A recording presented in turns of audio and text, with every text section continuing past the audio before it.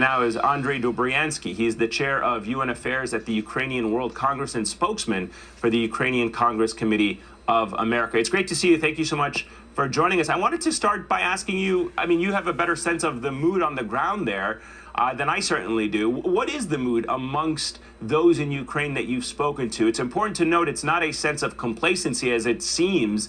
Many Ukrainians are willing to fight for their country and poised to do so, but life is going on. Well, it is radically different depending on where you are and what you're doing.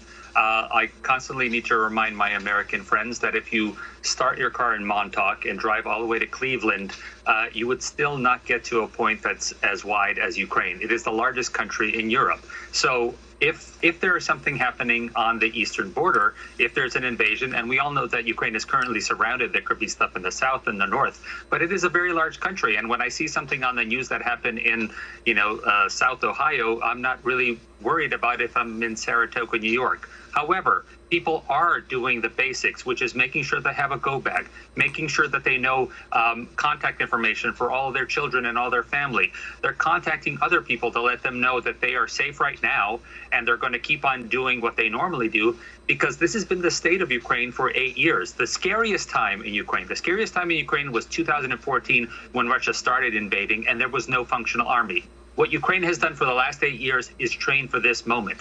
There are people manning the front lines, there's equipment, there are positions, and that's what Ukraine's going to do. They're going to defend the border. So I know that you've probably seen the disconnect that I was referring to. You have U.S. officials on one hand describing this invasion as imminent, and it's emerged that the term itself, as I understand it, is causing some issues because there's no direct translation in Ukrainian for the word imminent, at least as Politico was reporting that that's when Biden's team might genuinely mean soon.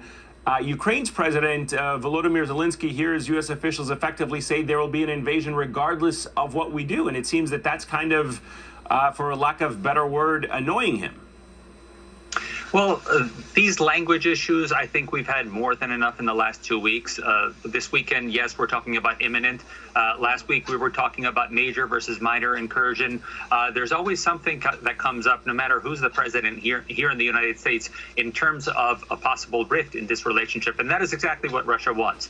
And what Ukrainian diplomats are doing, and you'll see it at the United Nations, where Ambassador Linda is working hand in hand with other people as we get up to the point of possibly having a UN Security Council briefing coming up shortly. That's where the real work happens. Yes, we hear these press conferences by one president and another, but what's really important is the fact that there are still U.S. trainers on the ground working side by side with Ukrainian soldiers. There are still tons and tons of material coming from the United States, or those lethal defensive weapons that are coming over from our allies. So that's the important part beyond the language issue, because the language issue is what you'll see on Russian television, as you mentioned in the earlier block. So, that's what they want to see. They want to see Tucker Carlson, even though he's a minority voice. They might put up a letter from the Progressive Caucus, even though that's a minority voice. The main thing is that America and Ukraine have been working together on this project because Putin, as we all know, changed the constitution that he's going to be around for at least another 10, 15 years. This is an ongoing problem, and what Ukraine is doing is making sure that they're defending themselves while not letting Russia annually disrupt its economy. Okay, so how do you interpret the comments by the Ukrainian president? There seems to be that growing sense of frustration from Zelensky that there is a lot of discussion about Ukraine and perhaps not so much discussion with Ukraine. What is the sense from the Ukrainians about what they think of Russia and what action they want to see from the U.S. on this?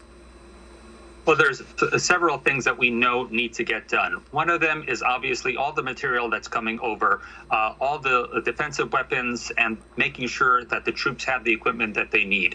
We also know that the United States has been supplying Air Force reconnaissance to make sure that in real time we know when deployments are happening in Ukraine. But what Ukraine really does need is additional support by the rest of the world economically. So right now, Russia is playing an enormous game of trying to lower the price of the hryvnia, the Ukrainian dollar. They're trying to manipulate it so the fact that people make a run in the markets. They're trying to make it so that people stock up on sundries and supplies, while at the same time going ahead with a major and massive energy deal in Congress. Now, there are several members of Congress and senators who have frankly flipped their position from several months ago in terms of being against the Nord Stream 2 pipeline. And that is frankly an affront to the Ukrainian people. The fact that there are moneyed interests trying to make money off of this war instead of going ahead with the sanctions. All right, Andrij Dobriansky, thank you so much.